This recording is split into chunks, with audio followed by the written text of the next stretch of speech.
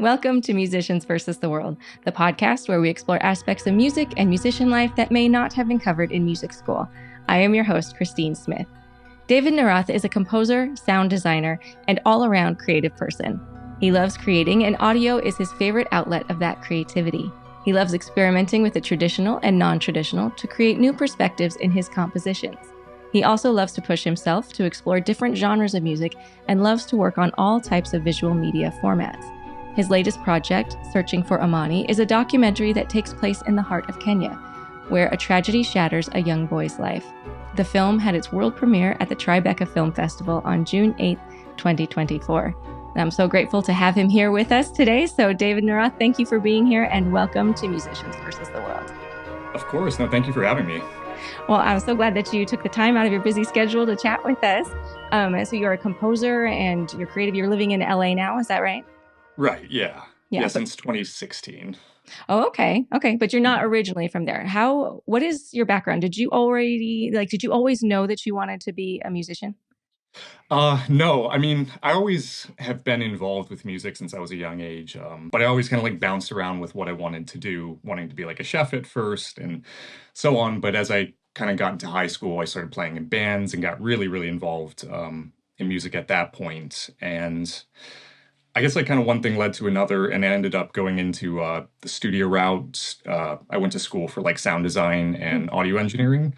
But shortly after doing that, I missed the whole creative aspect to it, and I just sort of like veered my path back into full-time wanting to compose.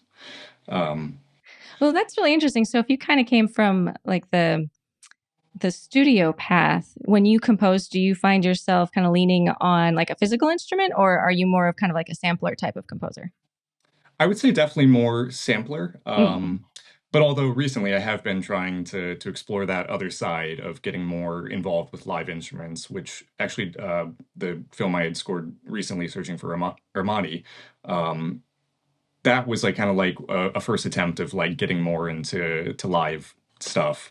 Really? Okay. Yeah. So let's actually talk about that. So that was very different for you. Like that was a completely different style. Was it a different genre and everything? Were you scared? Not necessarily. I mean, I always more get excited Okay. about things. There's always a little bit of nerves when you're entering a new project, but for me, I guess it's just like excitement to, Yeah. see kind of what happens. Because I think just, the creative process in general is like one of my favorite places to be. Mm-hmm. So yeah, I get really excited when I start a new project and I get to start, tinkering, whether it's with samples or in this case, experimenting with like mic setups and instruments. So yeah.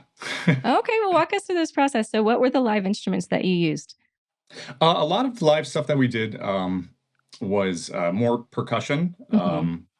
I went out to like a few different music stores and just like found, a lot of this stuff I probably don't even know the name of the actual instrument itself, but I was just like playing around, shaking things and like seeing kind of what I guess like resonated with me when I was like thinking about in terms of the project and what it might need, Mm-hmm. and just kind of, came back with a bunch of little like bits and baubles and, from that point just started sampling it myself. Tell us about the film and why you chose the sounds that you chose, sort of thing. So I got brought on to Searching for Amani from Dave Fleming, who I've worked with for a long time, and then his wife, Monica, I co-scored it with.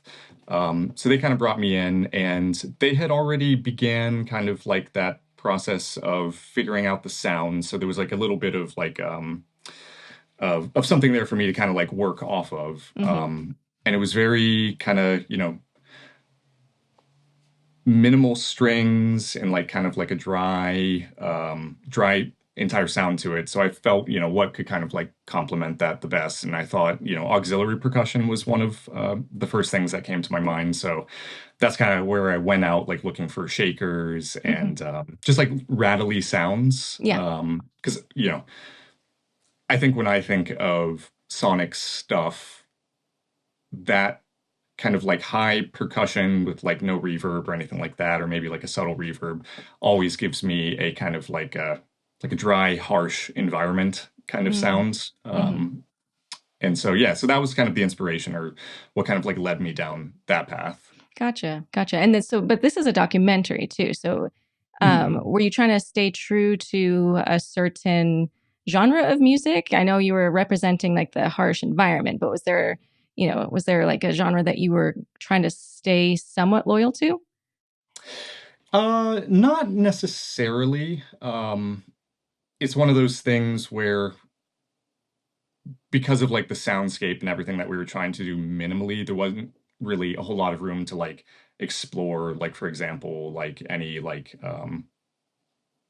African, like Kenyan kind of Right. genres. And I also didn't feel like I was, Right. you know, studious enough of that stuff to give it like a real Yeah. classic yeah, sound. So yeah, so it was one of those things where I felt like relying on like more of a minimal score that portrayed like the emotions of the characters or not characters but like the real life people Right. Yeah. and their story, as well as like the other element of the whole film itself was like nature and climate change and all of that. So how do you sonify something as big as like climate change? Yeah, so that I think like one of the things in doing this score that there was like kind of like the two things that like Monica and I were trying to portray was like the emotional side of it with Hmm. his dad dying and how they were kind of like dealing with that, and then the other side of it was the environmental side which kind of led to all of this. And for that it was like a lot of the instrumentation throughout the whole score was like pretty much consistent. So it was a lot of strings and percussion and a little bit of woodwinds. So with the environmental side, I think a lot of the scenes that I did, I tried to do it more on focusing on like the danger of it.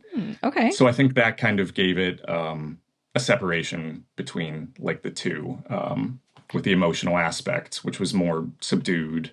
And I think the film itself had so much emotion that we didn't have to do like a whole lot Right. to amplify it. And then yeah, and then the climate side was just you know trying to make it tense and I guess like a little bit fearful.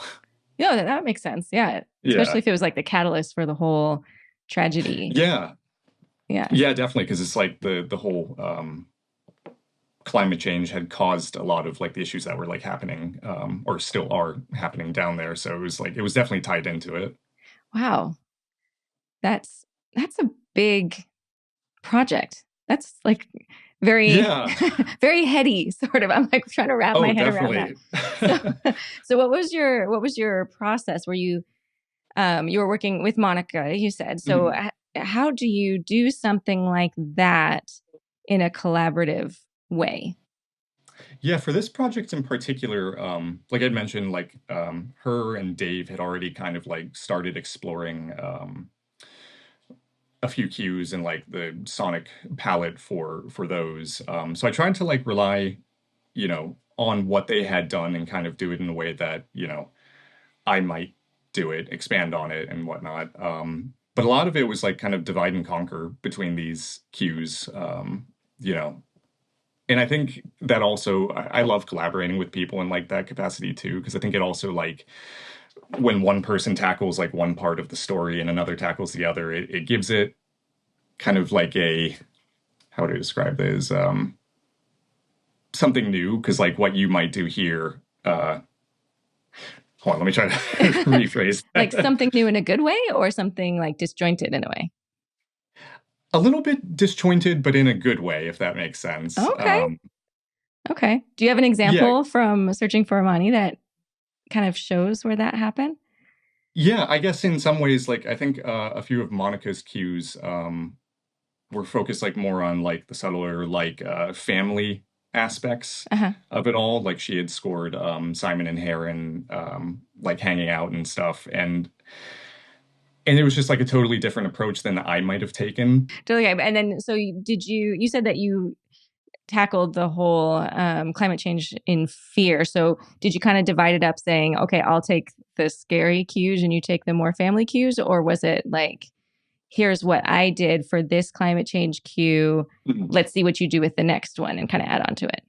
Yeah, I think for the most part, I handled most of the climate oriented stuff as far as like, talking about like the droughts and and everything like the fires that the pastoralists were like um, causing that led to like even like more conflict.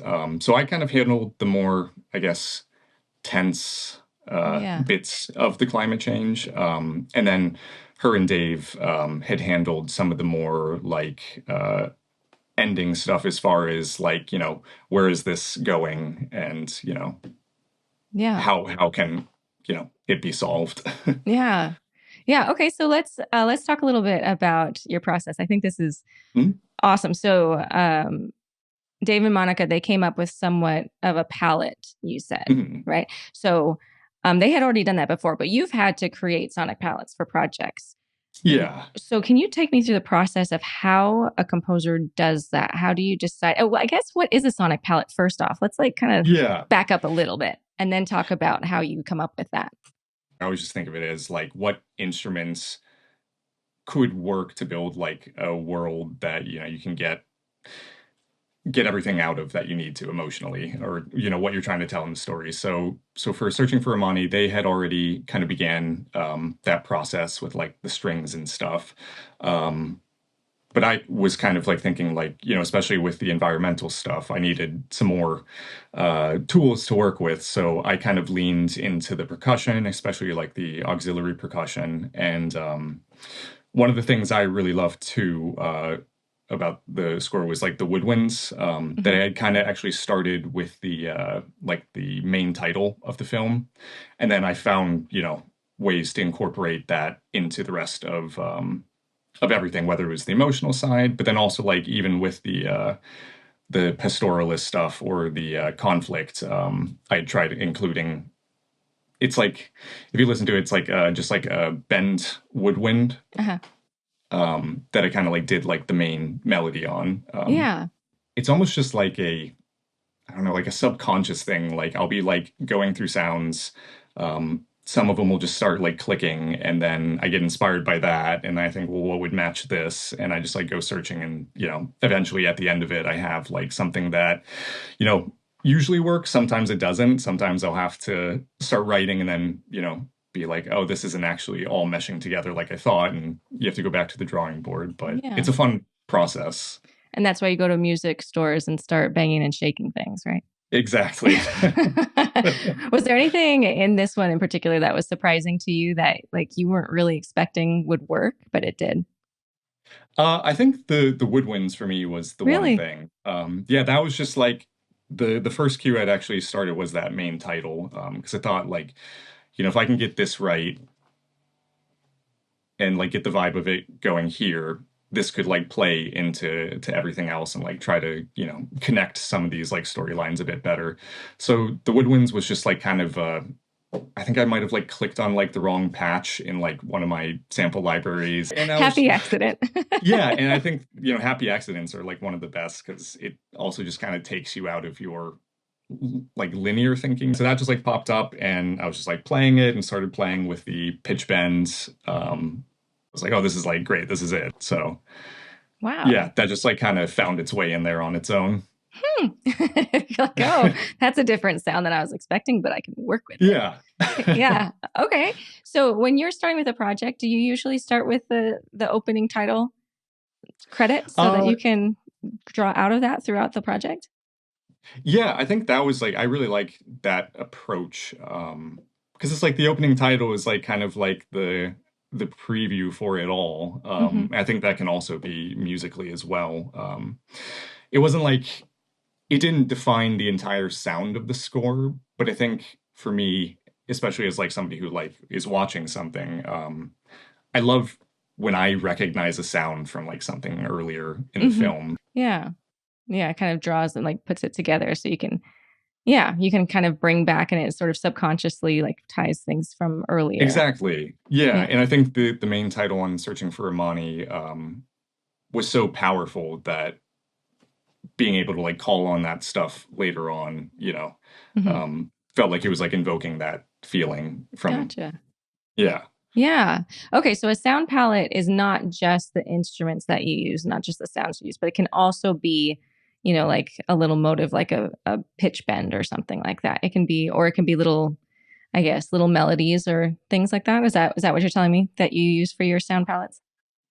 Yeah, I mean, in some ways, yeah, I would say probably like more like little like motifs and stuff. I Mm-hmm. would consider part of that like, you could have like a flute that's just doing its thing, but then you add a little pitch bend to it. And I think that kind of becomes part of the sound palette too, like with the like how you process it or how you play it, I think is also important. Yeah, yeah. And then also, I think, is this whole concept of world building. Do you want to talk about how you use sound to create world building in your stories? Yeah. Yeah. So for this project in particular, I think a lot of that was trying to somehow encapsulate the environment of the film, Okay. um, and then also like the I guess emotional environment too. So it's really heavy, dealing with like loss of like Simon dealing with the loss of a parent, which would be incredibly hard. Like the more emotional moments, there was so much on screen to be inspired by. So with the palette, I think a lot of it was like I would just have like the film kind of like running while I was like playing through sounds and stuff, and Mm. and that's kind of how I started developing it. Was I'd be playing something and then it just felt right with what was on screen, and I'd save that in there. So would you record, you like have your DAW and would you start recording and just improvising with different sounds and things? Yeah, yeah. So I'd pretty much just like have like, a few like contact patches up and I'd start loading things into them and maybe playing around. And if I liked the sound and I liked what it was doing, there's the lovely retrospective record, which saves everything so you don't lose it. And then I just like kind of like move on to the next. And a lot of that, like, MIDI material probably didn't get used, Right. but I think it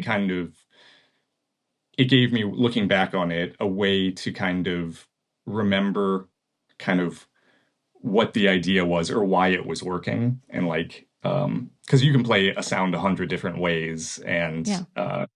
and 99 of those could not work, but then like the one way that it does work, there's something in there that you could gather. So for the woodwind, for example, like it wasn't working for me until I started doing like the pitch bends. Right. Right. Well, because that just Yeah, sounds awesome.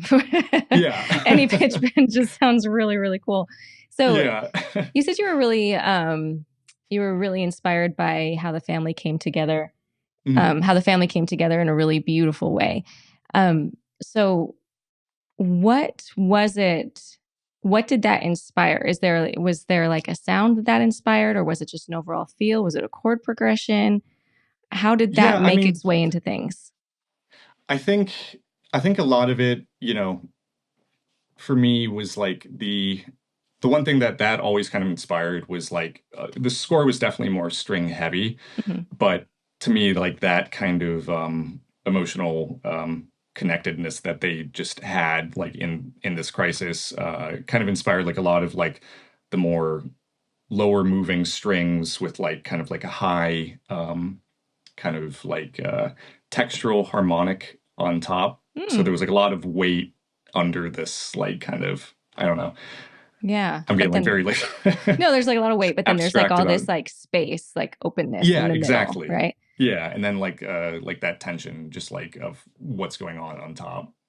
Yeah, I like that. I think that's pretty neat. Like the how you have that space, and then you have the high textures, and then the low bass. Yeah. That's I definitely like I feel like a lot of that is I didn't really go to music school, so like I get very abstract like in my I guess like process of like writing things or like how yeah, I conceptualize it. So that's just like one way I kind of yeah. And then when you like create space, there's like all this interpretation for that because it could be the landscape, it could be this emptiness. There's all sort of you could go really deep into that. yeah. But did you go deep into that like philosophically, or just like no, I think this feels right? Yeah, more like that. I tend to rely on like kind of instincts, especially on first pass. More so if it feels right in that moment, that's good for me. I found that it's easier to trust my instinct instead of like diving too deep into to I guess my feelings on it right Yeah. away. So now you didn't go to music school. How did you get your first job then? Because usually it's Yeah, through so that contacts, right? yeah. So it kind of, I mean, like I said, I always kind of played music and I like Yeah. studied a little bit when I was younger. But my actual like landing a job as a composer was, I began working at a studio in Miami as an engineer. And from there, I ended up just doing like some production stuff, like electronic music and all that. And I'd always kind of like messed around with like film music because it was fun. Hmm. And one day I got an offer for like, an opportunity to score like a commercial for like a resort in the Bahamas. And I was like, that sounds really fun. And I did it, and I just like kind of like loved it. I loved the whole scoring to picture. Was really exciting. It was like kind of like, how do I make this work? Like, Hmm.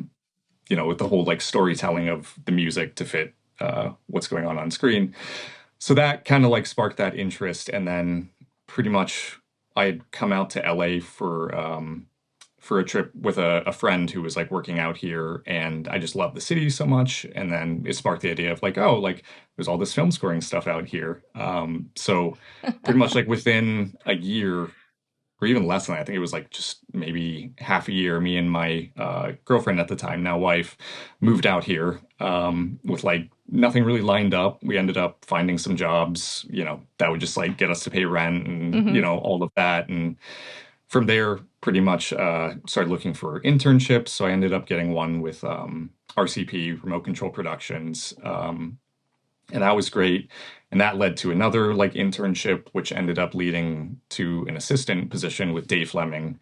And yeah, and that's kind of, from there I worked with him for a few years and just kind of started branching out on my own. But I still like work with him a ton. But Hmm. yeah, it was a very like I didn't plan any of it, I suppose. I'm glad it worked out for you. Yeah.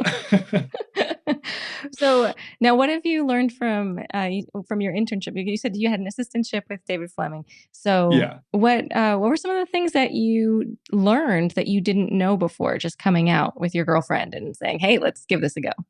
Yeah. I mean, my time with Dave, I think it was like kind of like a sink or swim, like trial by fire kind of thing. But being able to like actually like get to work on like big shows and like big projects, like the learning curve was like crazy, but it was like I felt like within like a short amount of time, like I jumped from like I don't know, a novice level to like, being Yeah. like confident in my of skills, especially with production. I think that's like probably like the biggest thing that I learned from Dave was how to produce an idea.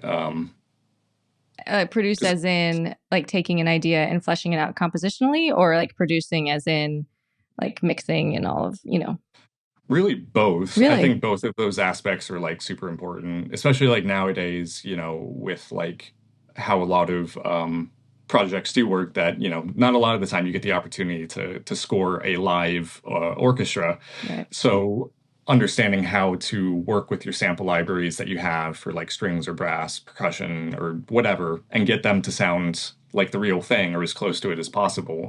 Hmm. Is super important because it's also like it's trying to get your idea to be expressed in the way that you want it to, which can be like such a challenge. So there's plenty to learn in production, and Dave, you know, guided me a lot with that. Yeah. And you still get to work with him quite a bit now. Yeah. Oh yeah. I mean, yeah. Still like learning a lot from him as well, which is I think that's one of those things I don't think you can ever really stop learning. Right. Right. Right. Yeah. So you've done a lot of fiction, you've done a lot of documentary. Do you find that there's a difference in your approach between those two genres? Yeah, I mean, yes and no. I think it's all about storytelling, Hmm. and trying to like serve the picture as best as possible. I think the one difference I've found with, scoring documentaries and then fiction is that with documentaries, it felt like the stakes were higher because you're dealing Like with, real people. yeah, real people and like Yeah. real stories and like, and I didn't want to misrepresent what they were feeling in any way. And I also didn't want to take over what they were feeling as well. So, so I felt especially with this one, there was so much emotion. And I think Monica also felt maybe saw that the same way, but it was like a very minimal score because there was already so much emotion like Right. happening with everything going on that it was like doing any more than that would kind of feel like you were just pushing it too far. Yeah. Um, which I suppose in a lot of ways, like, especially with like documentaries and like real life stuff, you don't want to overtake the Yeah. characters, or the people. Mm-hmm. Mm-hmm. Yeah. Was there a favorite cue that you worked on that you felt just like, yes, this works? Yeah, there was a few. I mean, I loved the main title. I would say outside of that, my second favorite is probably there's a scene like when they're at Simon is with his friend Heron at his parent or his family's like camp, Mm-hmm. because his family are pastoralists, and I felt like that was like a pretty like powerful moment because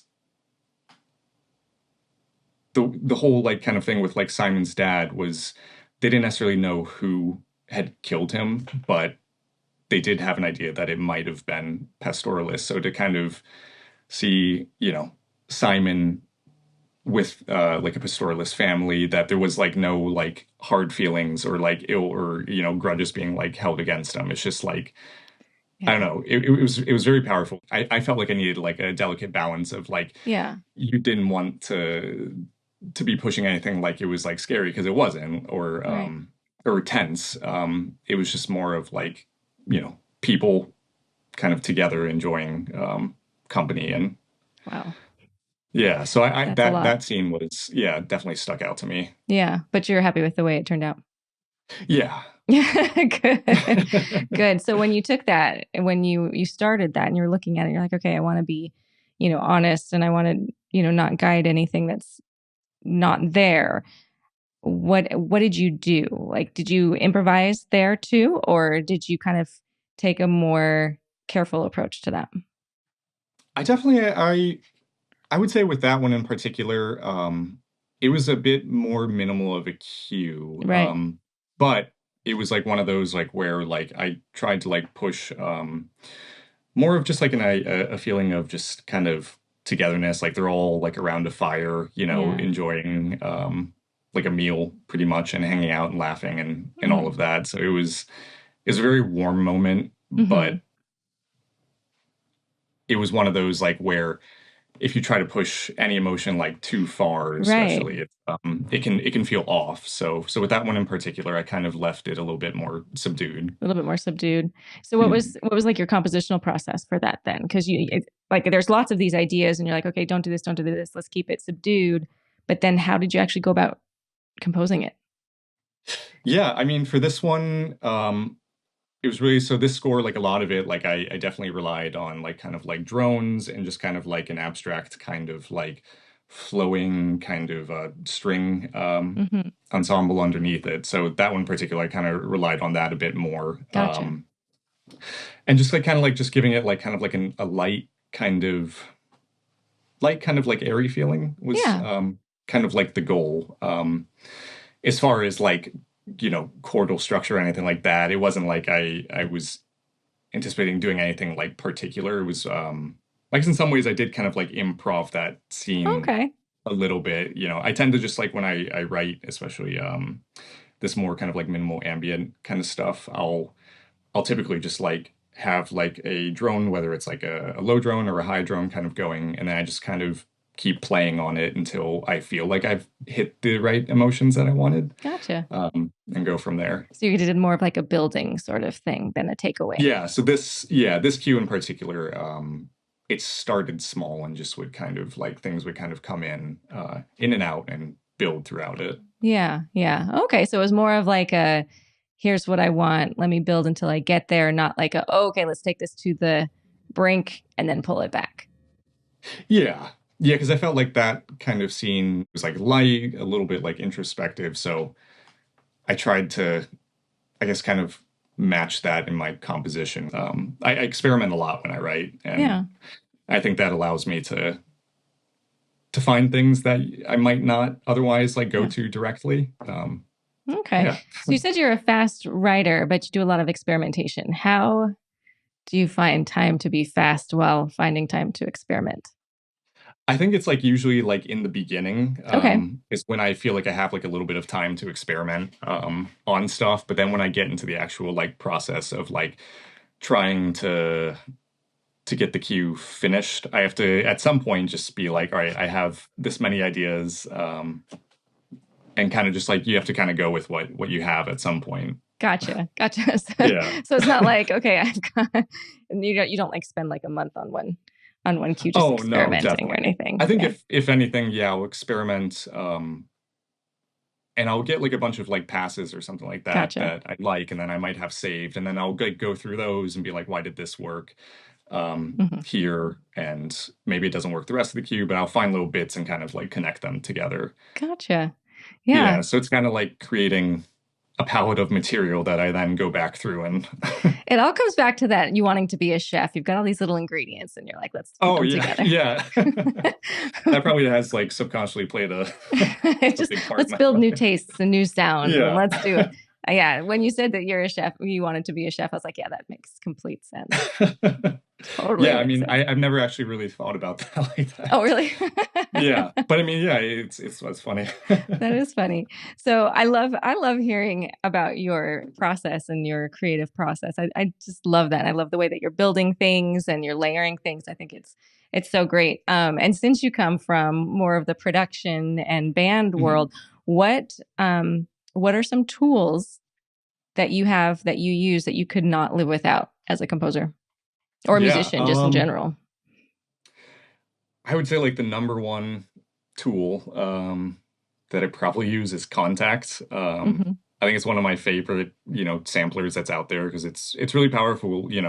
Obviously there's a lot of like sample libraries you can buy from other people that you can use, but I end up creating a lot of my own stuff, like resampling things and like messing around with it and then throwing it back in Contact. And I don't think I could really like do my job without Contact. Um, I'm sure I could find another way with another sampler, but I'm just like, I'm so, Yeah. you know, in that world. Yeah. So um, contact, that's your number one, huh? yeah. Other tools that I use, like I said, been experimenting a lot more with like live sounds.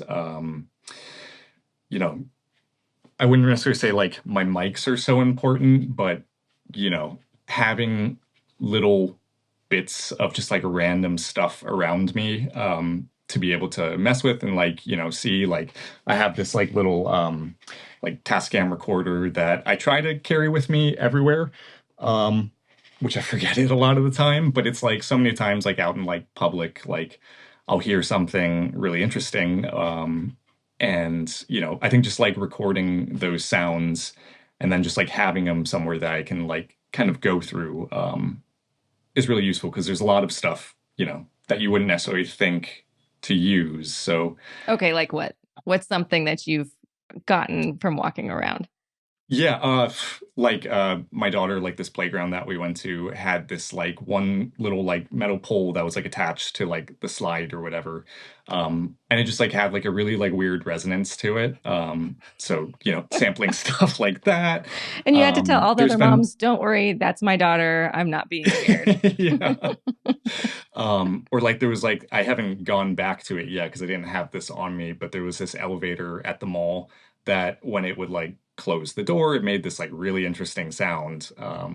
So that's on my list of trying to get back to that All mall. right. All right. Okay. So this is a little off topic because I know we're talking about, but I find this interesting. So you've got this Yeah. sound, you're carrying around this, carrying around this thing, you Mhm. can record these sounds. You come home, and what do you do with it?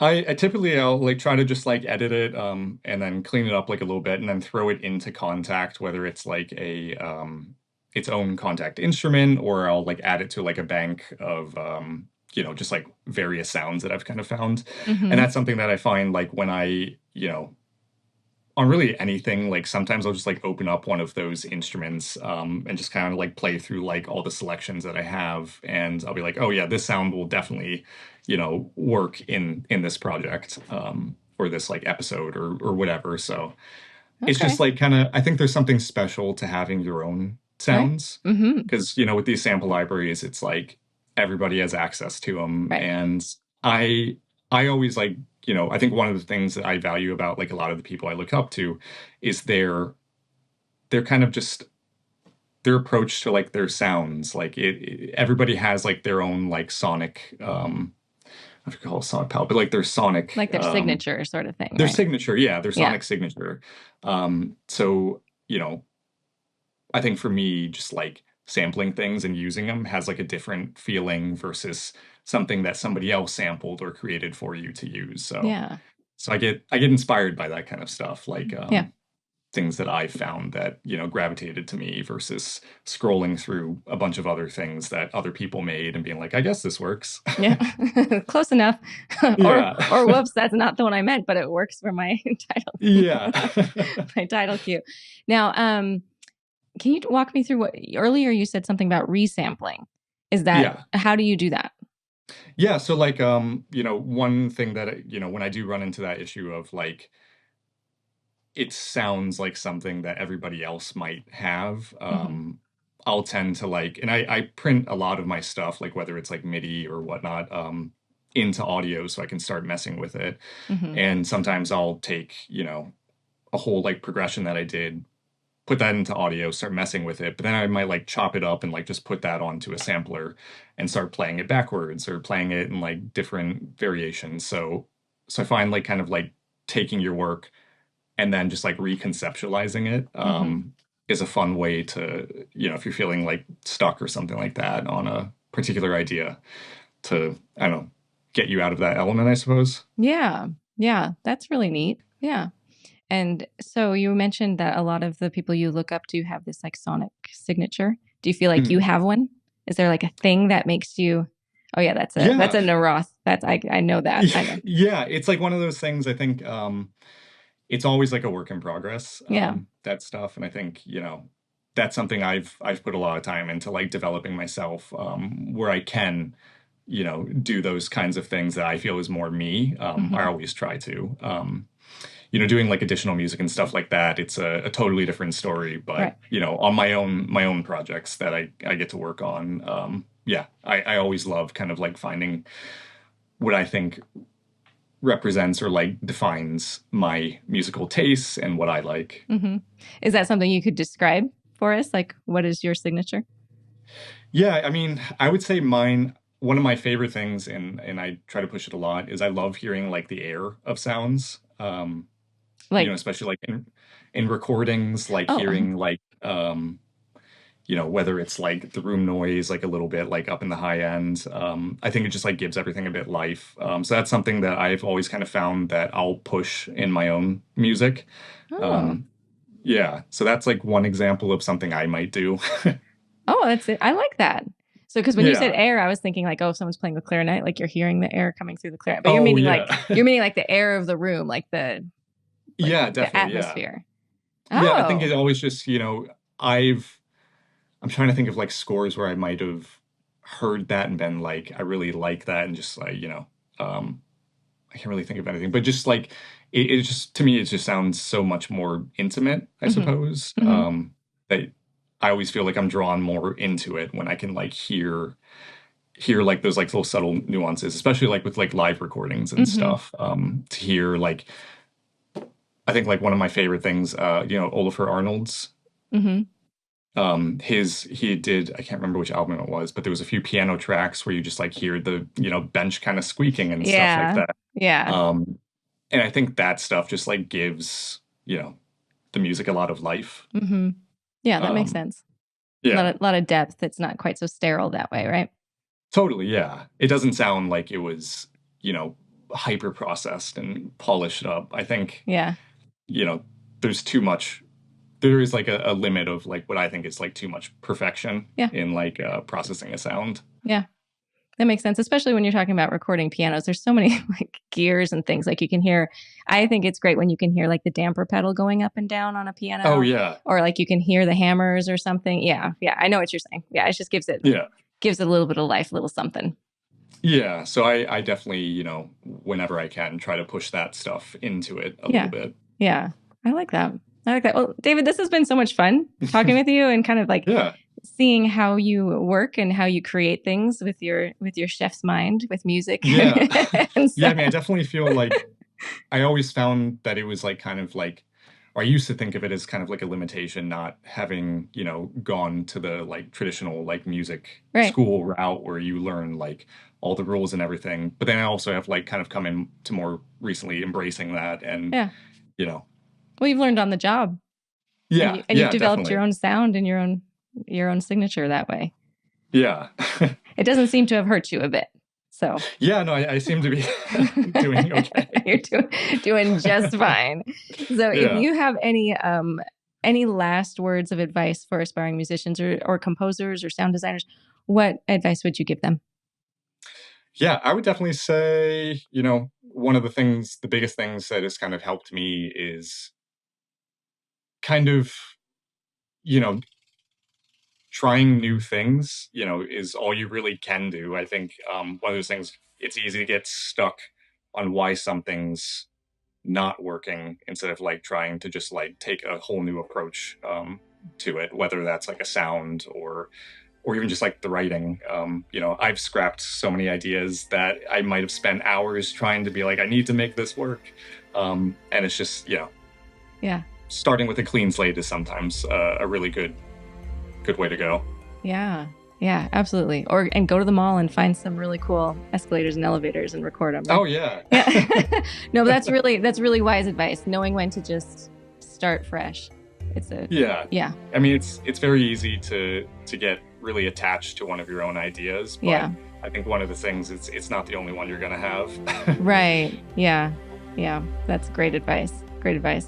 So David, thank you so much for being here. I just have loved chatting with you, and I wish you all the best. Congratulations on your film and on all the projects that you're working on. And I'm going to be very excited to hear more of your music with all the air in it. And hearing your signature, and I'm like, I know who wrote that. So yeah, just thank you so much for being here. I really appreciate it. Yeah, thank you.